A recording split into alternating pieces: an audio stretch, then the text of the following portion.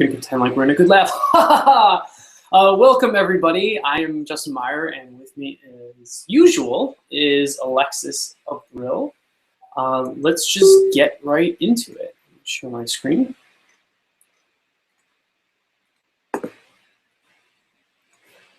And start the presentation.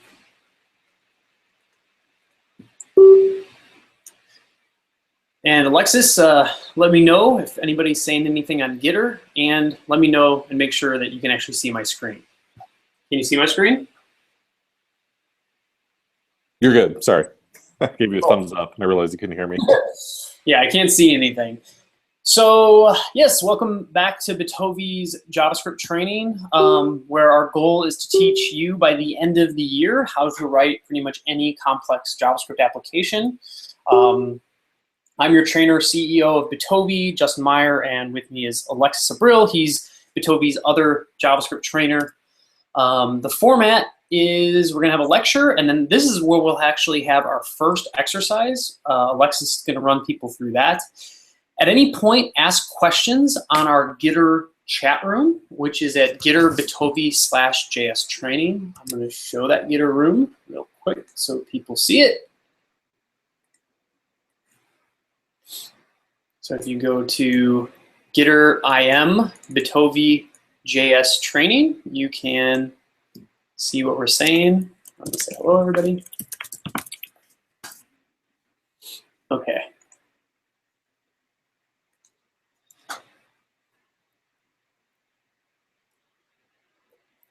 So last week, we talked about the difference between triple equal and the double equal operator.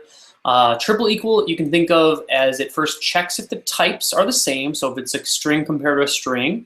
If it's not, types are not the same, it's false. If it's then it checks if it's a primitive or an object type. If it's a primitive type, it just compares the actual physical memory and sees if those two things are equal, does a bitwise comparison. If those are equal, then it's true.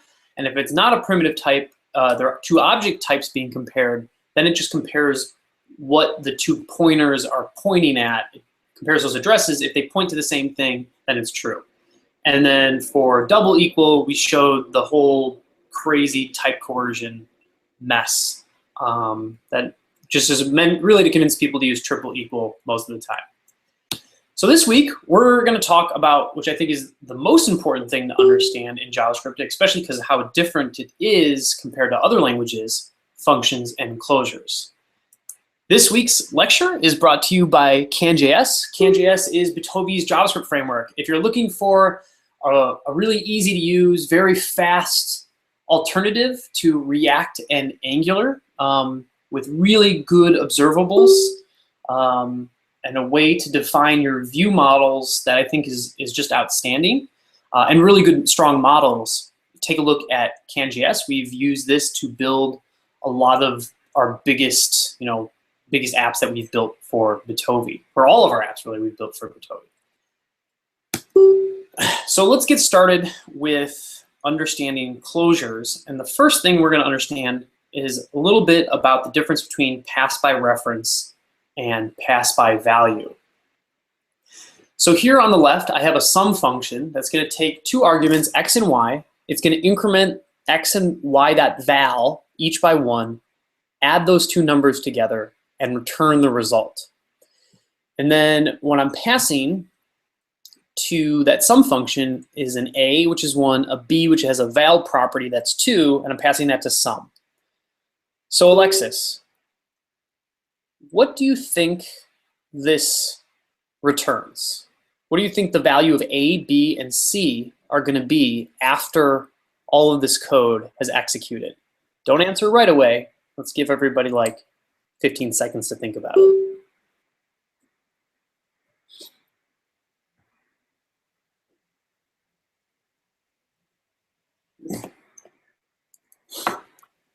Should have some music in this little downtime while people are thinking. Do some Dora the Explorer kind of stuff. Can you beatbox? No, it would be terrible. You can get your drums out next time. Lay down that wouldn't be much better. Yeah.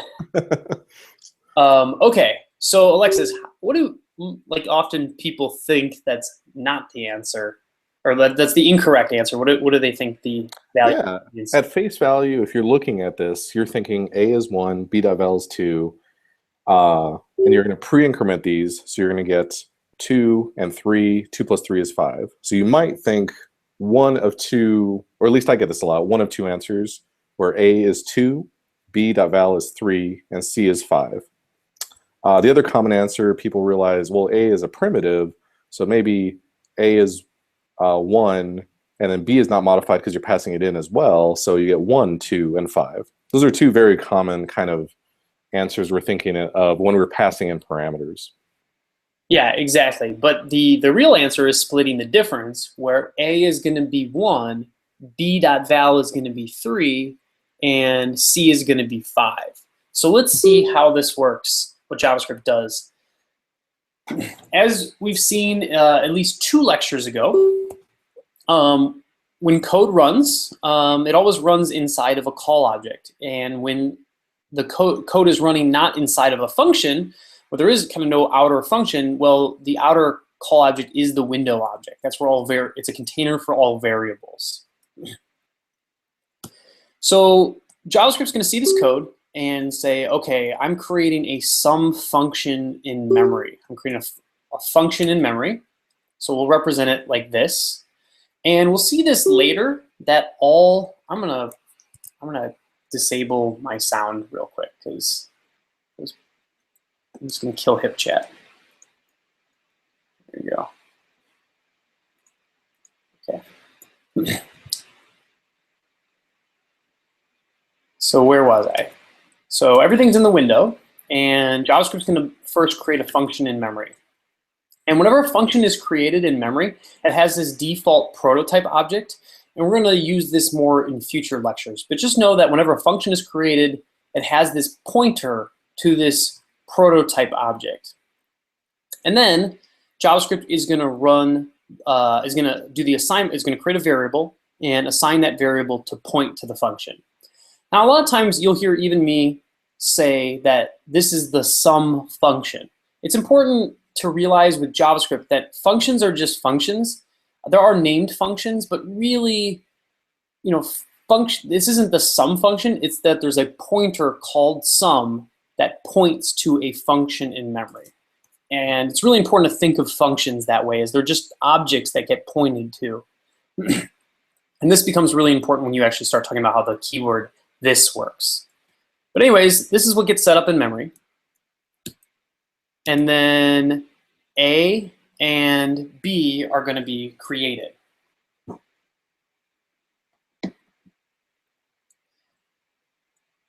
So A is a number, and B is an object that has a property called val that points to 2. And then finally, we're going to run this sum function. And whenever a function is run, and this is what's really how closures work, whenever a function is run, a new call object is created. And this contains all arguments and variables created for the invocation of that function. So here, this is the call object for calling sum A comma B. And like I said, all arguments get put in this call object. So in this case, X is going to point to 1 because A was passed by value. So you can think of it as a copy of A is going to be made, and that's what X is going to point to. It's not pointing at the same object space in memory. Then B is passed by reference because it's an object type. That means Y is going to point at B. It's not going to get its own copy. Instead, it's going to point the same thing B is pointing at. So this is why when this function runs and it increments X and Y, it's incrementing this value, this copy of A, and it's incrementing y.val, which is the same thing as b.val. So that's why you get 2 and 3. Then it adds those numbers up, and C is then going to point to 5. I don't know if there's any questions, but I'm going to move on. Because we'll see a more complex example in a second, how closures work. So quick mini summary. Primitives are always passed by value, and you could think of them as getting a copy of that data, and objects are always passed by reference. The argument the argument takes on the same pointer. It points to whatever the pass parameter was pointing to. Okay, so where closures and understanding how closures work and where these variables are kept becomes really important because a lot of people can make some pretty simple bugs because they don't realize that JavaScript doesn't have block level scope, meaning that the call objects are the only, until you use let, the let keyword, which is kind of an ES6 thing. Without that, which I think most browsers support now except for IE, so you can't totally use it unless you're transpiling, but I'm getting I'm getting ahead of myself. If you're just sticking to ECMAScript 4 or 3, probably 3, all you have are variables, and variables only have block level scope.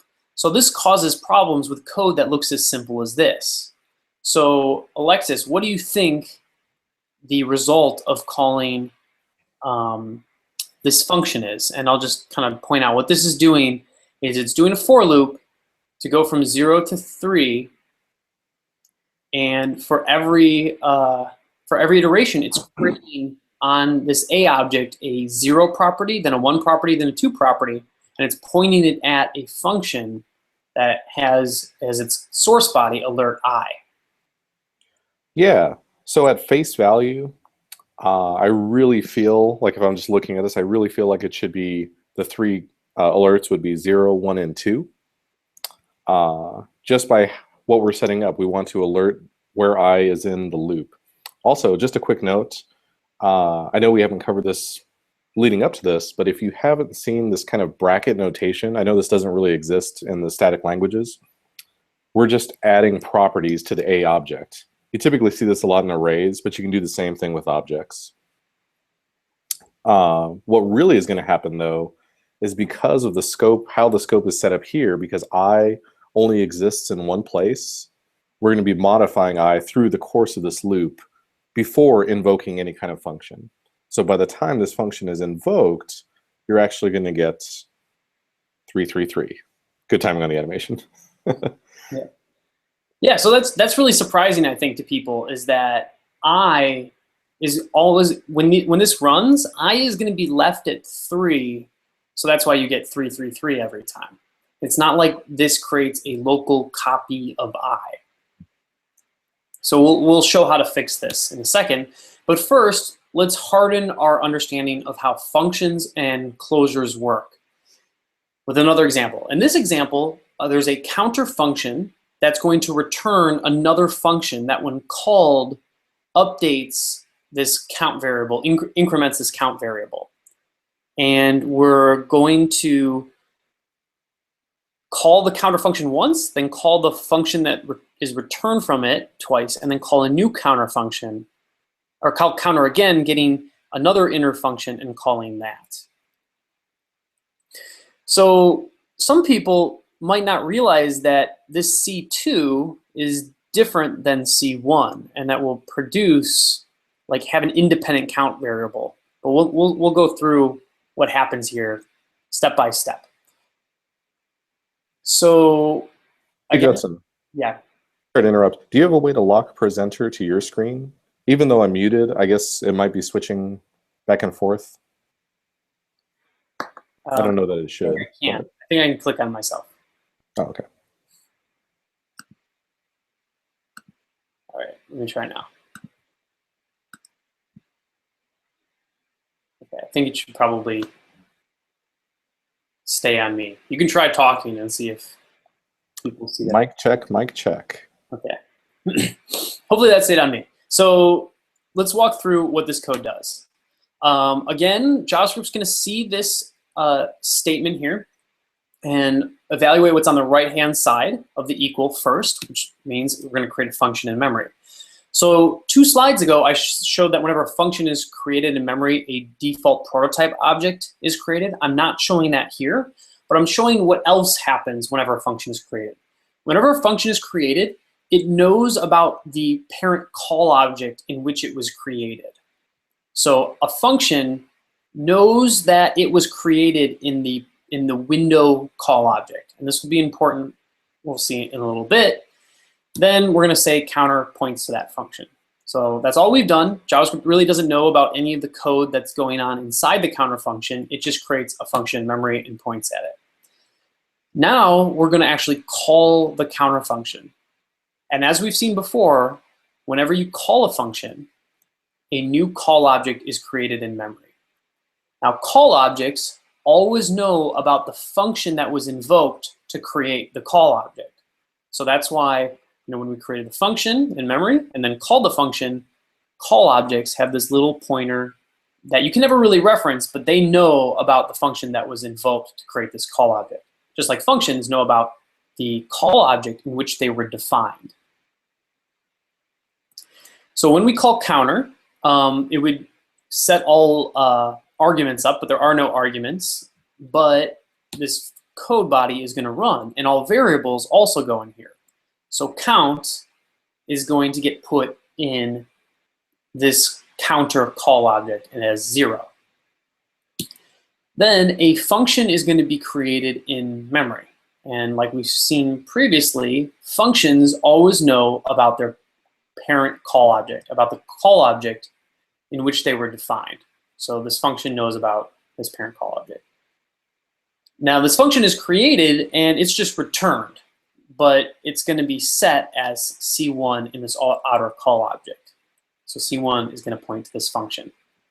So hopefully here you can kind of see the how things are pointing to each other in memory. SeeOne points to a function. That function knows about the parent call object with that count variable, and that actually could keep walking up to know this parent function, which could know the parent, the global call object.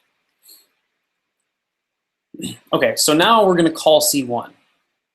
Again, whenever you call a function, a call object is created, and then any variables are set up, or any arguments are set up, and then any variables, and then the actual body of that function is run. So here that function body is run, and it's going to try to look up the value of count and increment it.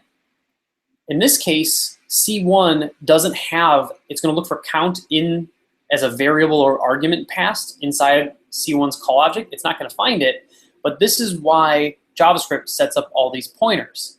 Is if it doesn't find a value in the current call object, it walks up to find the parent call object, right? So it's going to look for this function, it's going to look at the function that was being run, and it's going to look at for the call object in which that function was defined, find count there, and increment count.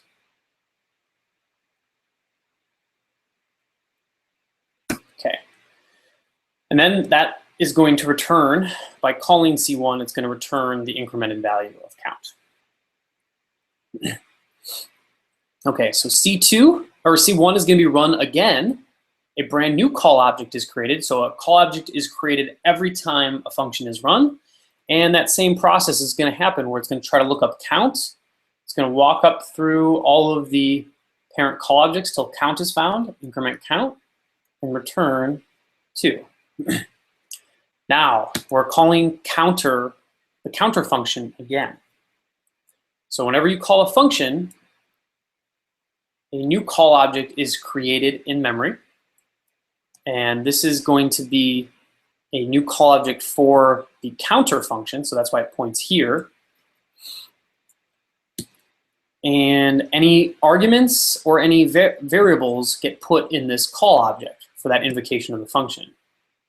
So count is going to, a new variable count is going to be stored in this new call object with a new value of 0. So this is why these functions, these inner functions essentially operate on an independent state, independent data values, because they have 2 different call objects in which they store values in. So this function is going to be recreated, so a brand new function is going to be created again that looks just like the SeeOne function, but this time it's going to be C2. Okay. So finally, C2 is going to be called, and the same process is going to happen where the body of the C2 function is going to be trying to be run, but it's not going to find count, so it's going to walk up to find count in its parent call object and set that to 1. Are there any questions about this slide from people on Gitter? Give about 10 seconds. No questions at the moment, but there's a common question I get in a lot of these trainings. What happens if you didn't return a function inside counter? What if you just returned pre-increment count? Would that still work? If you just return the pre-increment count, then C1 would be a number and not something that you could call. So you couldn't get this kind of behavior where what this is kind of counter is making is in some ways it's a generator function that generates other functions that can be incremented. It's almost like a mini incrementer pattern, like generator that produces an incrementer or an iterator. So you can't have that pattern with if you were just returning the incremented count. And it would always, calling counter would always return 1 as well, which would be a little strange, not very useful. All right. Let's talk about it. We do have one question. Just popped in. If you called C2 again, what would it return? It would return 2. Because again, if we called C2 again, a new call object for C2 would be called, and then this code would be run, and it would find this count and increment this count. If we called C1 again, a new call object for C1 would be created. This code would be ran for this function, which would increment this count to 3.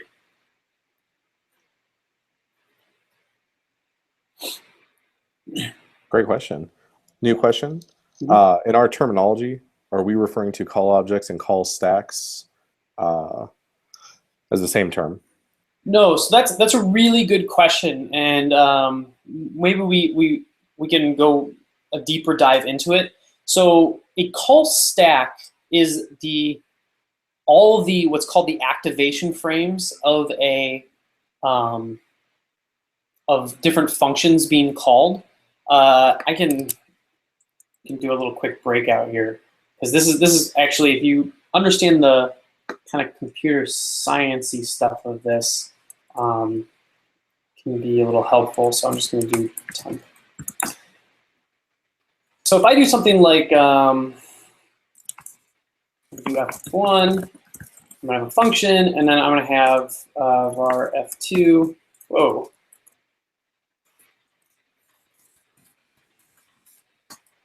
Okay. So I'm going to have F2 call F1.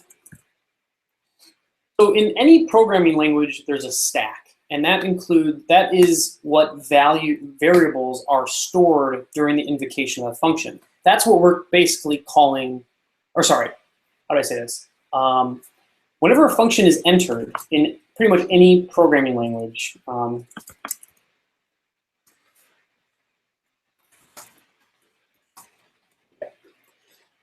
when F2 is entered, there's a stack, and a new what's called activation frame will be added to the stack that includes any arguments or any variables created when this function F2 is run. And then when F1 is run, a new item will be added to the stack, or a new what they call activation frame will be added to the stack with B. But then when F1 exits, when the function kind of returns, that activation frame is popped off, and then now we keep running F2 with the old activation frame, which is the F2 activation frame. So activation frames and call objects are almost the exact same thing. The difference between an activation frame and what we call a call object is that a call object can become permanent. a call object can exist even after the function has stopped running. So in JavaScript, this f1 here, with this b variable, this f1 just looks like this, and we call f1.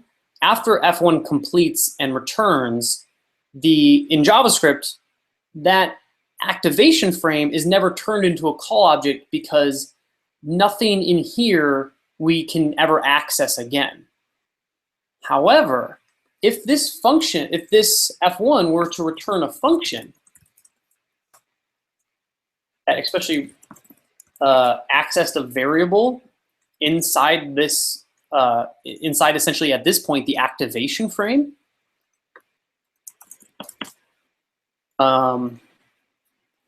the activation frame is still popped off the stack, but it's made permanent and becomes a call object because we can still call this b function here, which needs to be able to reference this value b here.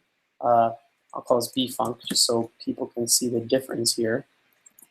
So we're getting into kind of the computer science-y thing, but the short answer is stacks and activation frames are essentially in all programming, almost all programming languages that I'm aware of, are what contain the variables for an invocation of a function.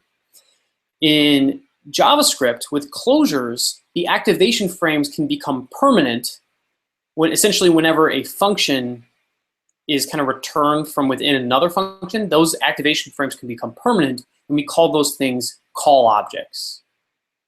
So that's a really good question. Hopefully that helps answer it as well.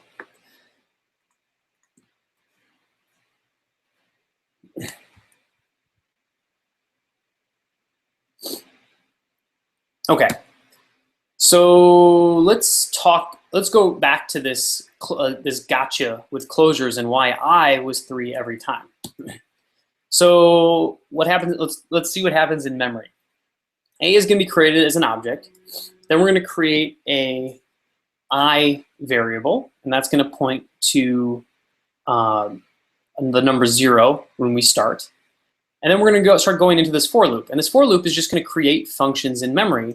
And whenever a function is created, it knows about its parent call object. So this function, just knows about the kind of global call object. And then we're going to say A's 0 property points to this function.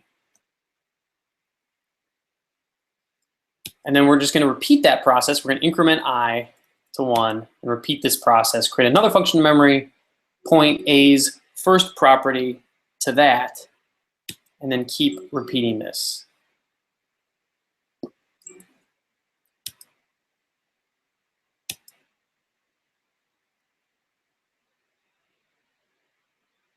And then finally, we will increment the value of I to 3, and then we'll run the actual A sub 0. Now look what happens when we run A sub 0. We're going to go A sub 0, call this function, which is going to create a call object. And then this call object is going to try, when we're executing the function, it's going to try to look up the value of I. It's going to try to look up the value of I in here, but not find it. And then walk all the way up to the parent call object, which is the window. Keep walking up call objects until you find an I, which happens to be the window, and then find 3. So that's why 3 is returned. Now the fix to this is to throw another function at it, because again, functions have kind of local state or local variables. So if you wrap the creation of that function with another function, then you can make it so that every function added to this array will actually output what you think, 0, 1, 2. So let's see how this works. So again, we're creating A as an object in memory, and then we're going to create I as a variable, just like before, which is global. But then the first thing we're going to do is create a function in memory. So we're going to create this outer function here in memory, which we're just going to illustrate like that. So we create a function in memory, all right? Then we're going to immediately call that function. You know, some people call these immediately invoked functions whenever you create a function, just to call it right away so that it has its own call object, its own place to store variables. That's exactly what we're doing. We create a function inside these parentheses, and then we call that function right away. Now, when that function is called, a new call object is created that's contained all the arguments that function was called with. But because I is a primitive, j is going to point to its own copy of 0. So then this inner function, this function's whenever a function is called, it gets its parent call object. It points to its parent function. The call object is created, and all arguments are translated. And then the actual body of the function is run. So when the body of this function is run, well, this stuff in here is going to happen. It's going to create a new function in memory. And whenever a function is created in memory, it knows about its parent call object. So now it's going to point to this as its parent call object instead of what was happening before, where it was pointing to the window. So what happens is we're going to set a sub j, which is 0, to point to that function in memory. Now we'll repeat this process for I is equal to 1, and then we're just kind of, I'm not going to actually show it, just the same kind of setup happens where a function is created and then immediately invoked, and then the same thing has happened for I sub 2. But let's see what happens now when we run a sub 0. When we run a sub 0, this is that function, a new call object is created, because a call object is always created when a function is called. And the body of this function is going to run, which is alert j. So it's going to try to look up j, not find it, walk up to the parent call objects. In this case, it's going to find this call object with j and find that 0, and then output 0. So this is how call objects work. Things to remember is that whenever you create a function, so it's actually, all of this might seem a little complex right now, but hopefully I'll break it down. It'll be pretty easy to understand, because there's really only kind of 2 things you need to be aware of that are happening. What happens when you create a function, and what happens when you call, or I've been saying invoke, a function. Or I'll also say sometimes this is when you define a function. So when a function is defined, a function is created in memory with a default prototype object. But most importantly for how closures work is whenever a function is defined, it knows about the call object in which it was defined. So because this function is defined in the window, this function, it knows that it has this special call object pointer that points to the window. Hey, Justin. Now, yep. There's a typo on that slide. It should be FN, point to FN instead of counter. Oh, thanks. Geez, these slides are so old. It's like surprising when we find bugs still, you know? Good spot. Did you spot that, or did someone in the audience? I spotted that. I had it corrected in my version. Wow. Oh, okay. So yes. So function fn is going to point to this function in memory, and that's you can think of it as rule. Okay, for defining a function. Okay, a function is created in memory. That's 1.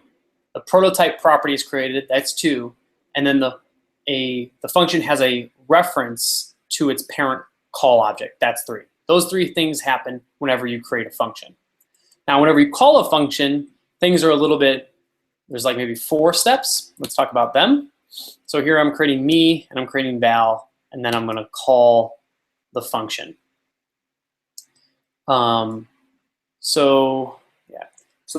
Whenever a function is invoked, the first thing that happens is a call object is created.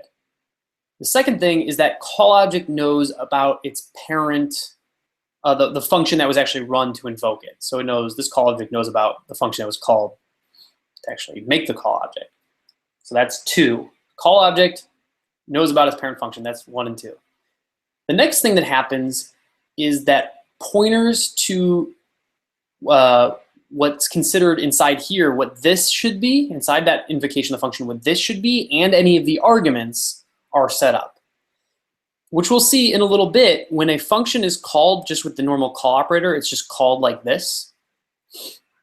Without any, like, I'm not doing foo.bar parentheses, I'm just doing foo parentheses essentially, right? Just word parentheses. Whenever you call a function like this, this is going to actually point to the window. So that's set up. Then any arguments are set up.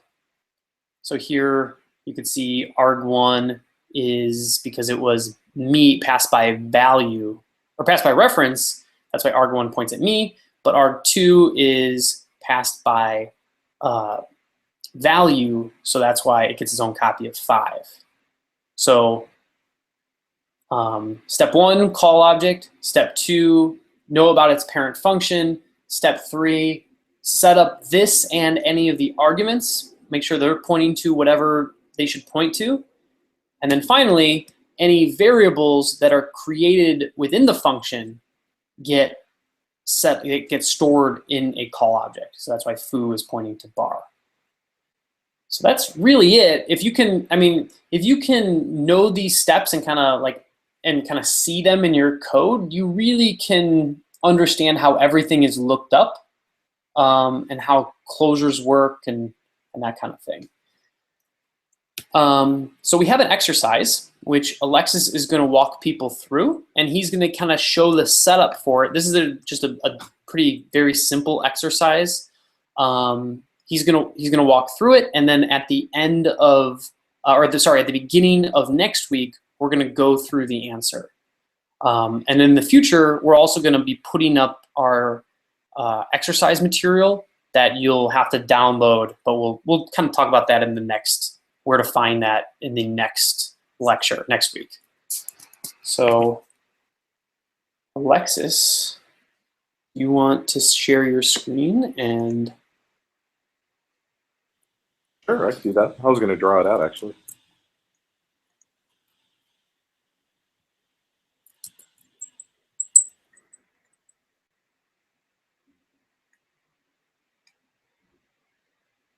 You should probably share your screen at first to just walk through what the exercise is. You're muted, just so you know. Yeah, I was plugging in things. It would have been loud with the microphone. All right. So swing down to our exercise here. So this will be fun. We're going to walk through kind of the prep work for this exercise, give you a little bit of something to chew on. And then next week, we're going to review the solution to this exercise and maybe some common pitfalls that people go into. So what this exercise is saying is we want to build our own little utility library that creates DOM elements. Specifically, the goal of this is to do that with the least lines of code. So what does this mean? Here's an example usage down here. What you can actually do is you can actually flat out, we can change this from canjs.us to canjs.com. Then you can just copy this straight into an HTML page if you wanted to.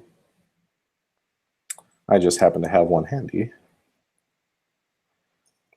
So here's a sample API that you and someone else have agreed upon, and you want to make this API come to life, basically. You want to create this make library. So once you have your HTML page set up, you could just visit this. I'm going to use Node's HTTP server, but you can just serve this from the file system. Just create an HTML file and load it up into web browser. Should see. Awesome. If this is done correctly, you can copy directly from these slides, into an HTML page, you're going to see this make.h1. We're going to want to create this kind of API. We're going to change some inner HTML. We assume make.h1 will make an h1 DOM element, change its inner HTML, and append it to the body. We're going to do the same thing for an anchor tag. And ideally, you want to be able to do this to extend it to use any kind of DOM elements, list items, tables, whatever you happen to be creating, and append it in the same fashion. This is just a sample little test code for you. So if you did this correctly, you should be able to load up your HTML page and see a nice big error, make is not defined. Don't worry about that fave icon, that's my local setup. If you see make is not defined, we've reached step 1. Now we need to bring our library to life. So as a little setup, what I'm going to do is just include another script, source equals make.js, script. I'm going to make a little file here called make.js. And here's where you want to start off. Make library. This is where we're going to add our functionality that brings this little utility library to life. So a couple of questions I like to ask myself when I'm starting these kinds of exercises. Alexis, can you walk through the setup one more time? And is it possible to do all of it kind of in just one HTML page? I can totally do that. Here. Let's do this. Script. Boom.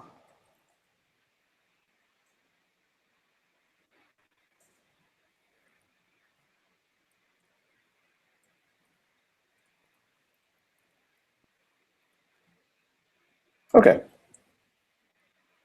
Fresh that. We still got our same error. Awesome.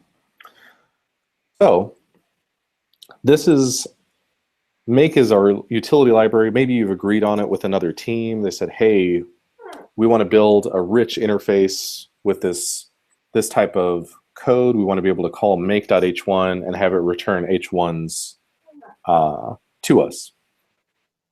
So what you're going to be tasked to is bring that API to life. One of the biggest things, or one of the things to focus on for this is to, one, write it in the least lines of code, but two, be true to this API. It's I find it a lot in these exercises where people can create this kind of functionality, but the first thing you want to do is change the API. Maybe we want to say make as a function call, or any kind of other creative APIs you come up with. But the true test is to kind of make this, not to overuse that word, but to create this library sticking true to this API. So one of the first questions I always ask myself in these is, what is make? What is h1? Is anyone, I haven't kept an eye on Gitter. For those in Gitter, go ahead, Justin, did you want to ask something? No, I said I'm looking at it. Oh, okay. For those in Gitter, right off the bat, before we write any code, what do you think make is? Is it a string? Can it be a function? How would we want to define this initially? What do you guys think make is? And then what do you think h1 is? This is a safe place. All answers are acceptable. Just to give people like just a quick summary of what the setup is. Sure. Again, is what this exercise is really is just to make sure people can more or less make an HTML page that runs JavaScript code and see if they can make a kind of specified API that makes elements and things like that. It's just something pretty simple to get working. There's some questions. Oh, but those are not in. Make is a constructor. So anyways, the setup, if you could say it in a screen, the setup is first step 1, create an HTML page that looks like what Alexis has made here. Step 2 is to make it work. What it should be doing is creating an h1 element that says hello world and adding it to the page, and then making a link that links to CanJS and adding that to the page. So your code that makes this API would start at line 5 and kind of be from there to where line 7 is. You know, it'd be multiple lines of code. Yeah, somewhere in there you would write this code, and the goal should be to try to make it in as few lines of code as possible, so you don't write out what you might show Alexis is like how people often just write each one line by line just to give people an idea. Sure. Yeah, we can go through a simple, kind of a simple, yeah, thank you, Emmanuel, you are correct. The simple way to write this, I guess, a way to make this work, but not the most efficient way. So Emmanuel's correct. I didn't see everybody's answers in Gitter, but thank you for responding. Make itself is an object. That's where we can start off. Var make equals an object. H1, the primary indicators, the open close parentheses, tell us that this is a function. This is kind of the big red flag. If you're being invoked, you're a function. So we can say, we can write this a couple ways. I'm going to write this really long. My make.h1 is equal to a function. Now this will work. This won't do anything, but it won't bomb out until it hits the A down there. And internally, inside this h1 function, what we want this to do, if we look at our hint, we know we want this to create and return an h1 element. And we can do that with document.createElement, and then we can pass it a string of the type of tag that we want. Thank you, everybody. I think I'm getting everyone's Gitter alerts now. Someone did ask if this is going to be online somewhere. Is this going to be online somewhere? Yes. We are going to put up now that we're starting these exercises, this will all be in the Bitovi training repo. You can see that it's empty right now. This will also be, I'll make sure to put a link on this on the blog post. So for those that are just joining us today or that you've been following us, the exercises and any other materials we're going to start putting in here, as well as the YouTube channel and SlideShare. If you go to blog.bitovi.com, bring that up real quick, you'll see these training series. This is last week's comparisons. I can click on that. And inside, there will be a blog post for today. I'll be sure to put, in addition to all of these good things, a link down here, maybe an additional resources that links to the GitHub repo with some instructions on how to clone the repo or download it as a zip and set it up in a really simple kind of fashion so you can run these exercises locally.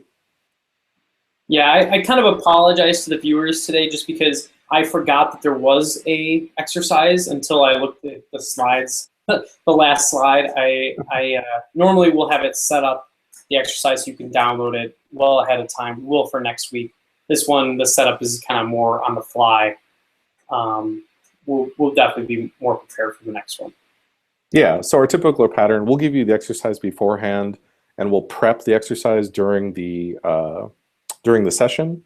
And then next week, we'll review some of the solutions and how we got through the previous week's exercise. Kind of like a New York Times crossword puzzle. Yeah. Okay. Alexis is taking over this part also because I have to leave. So Alexis, thank you for taking it over. He'll be available to answer questions and everything like that. And I will be back next week.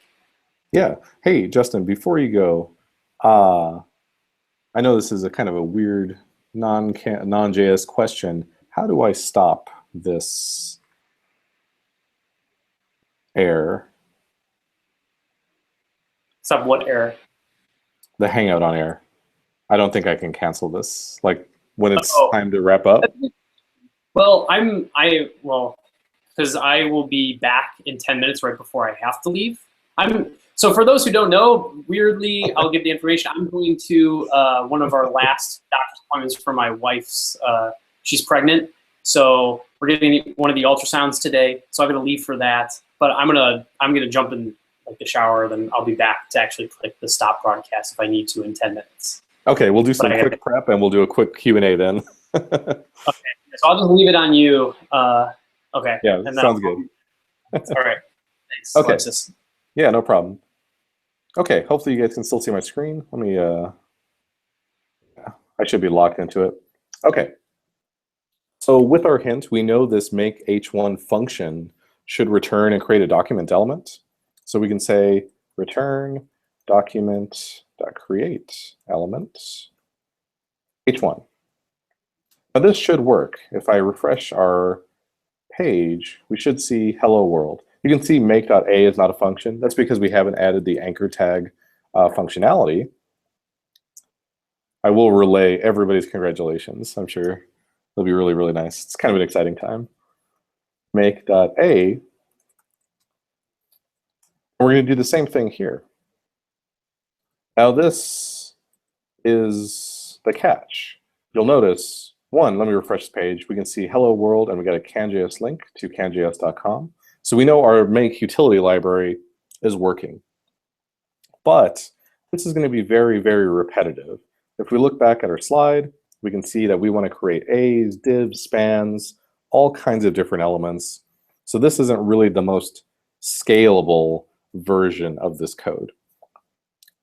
So for the exercise, what we want to do, which I'll leave to our viewer audience, is to refactor this in a way to where we can make this in as few lines of code as possible. We want to make this a little bit more extensible. And with our knowledge of closure scope and pass by reference and pass by value, we should be able to make a small function that can create everything we need with the same API. Excuse me, a small setup. I shouldn't say a small function. A small version of this, which will create functions that return these document elements. I don't want to give too many more hints. That kind of takes away the fun of the exercise. I did see a question in Gitter. Let me scroll up here for a second. Correct, H1 is a property of make. Make would be a constructor. Okay, so Anthony Brown. That's actually a common question. You know, would this be a constructor function? Like I said, the kind of the big indicators for a function itself would be just the open close parentheses. For a constructor, I typically think as a constructor as a function where you can create new instances of something.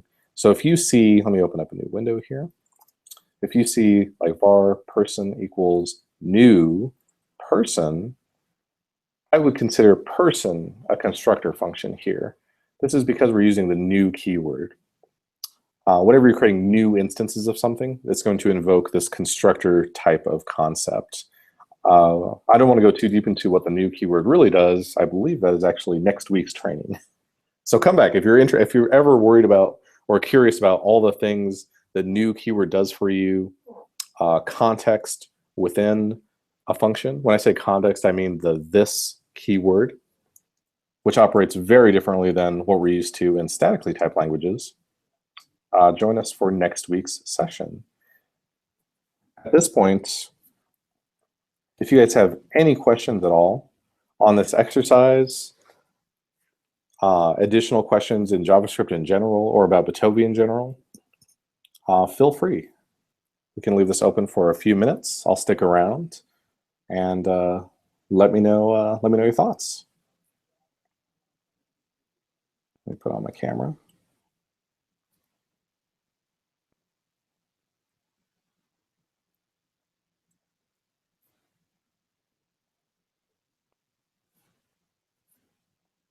I realize when you're running this solo without a colleague in the chat, it gets very, very quiet in this part. This is the part where me and Justin usually have a little conversation.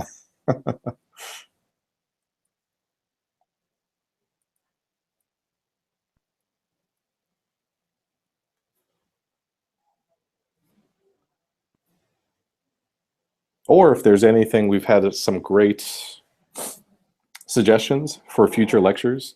I know we've got some suggestions for really, really specific lectures, a little bit more advanced topics. We are going to get to those. We have about, oh, let me take a quick look at our schedule here. I believe we have 6 weeks of pretty heavy JavaScript concepts. I believe towards the end of that, we're going to start getting into jQuery-esque topics. When I say jQuery, I don't necessarily mean how to use jQuery, but really jQuery internals. Let's see. We have 3, yeah, about 6 weeks before we really get into heavy jQuery stuff. And then by August, we're going to start getting into some very rich UI issues. Lots to think about, probably questions next week. Yeah, feel free to bring questions anytime. Like Justin said last week, even if we're not currently having one of these Hangouts, we do keep an eye on this Gitter chat. So if you have any questions that pop up tomorrow or the next day, sometime in between Wednesdays, feel free to drop them in here and we'll try to get to them as we can. Next class, we will correct the task. Yes, we'll always do this. We'll have some kind of exercise or many exercises that we will prepare at the end of one training, and then we'll answer them next week. So that way, if you want, you can spend the next few days trying to figure out and bringing up the solution, your own solutions to this. That being said, we are going to upload the exercises with the answers, possibly all in the GitHub repository. Let me just put a link in this chat. I don't think I did that. All going to go here. We'll put the exercises with their answer keys in that repository. So even if you miss next Wednesday's, or you just want to double check if you've got the correct solution, you can take a look in there. Closure is a function inside a function? No.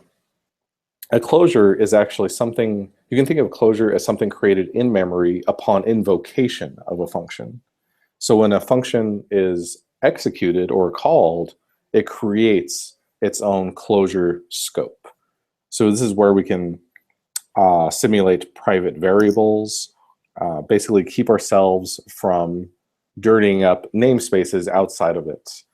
I know, especially with something with for loops, if you say var I equals 0, which is very common, you probably have more than one I iterator throughout any application you're building. And you don't want those kinds of collisions. You could get some really errant behavior if you drop a JS file, seemingly innocent, maybe independently tested, into an application, and you get some kind of side effects in the application because you have some kind of namespace collision. So a closure is just created upon invoking a function. The fact that we're putting invoking functions inside functions is just so that we can create our own kind of private variables with our knowledge of closure scopes. I feel like that was a very lengthy explanation. Let me know if that answered your question.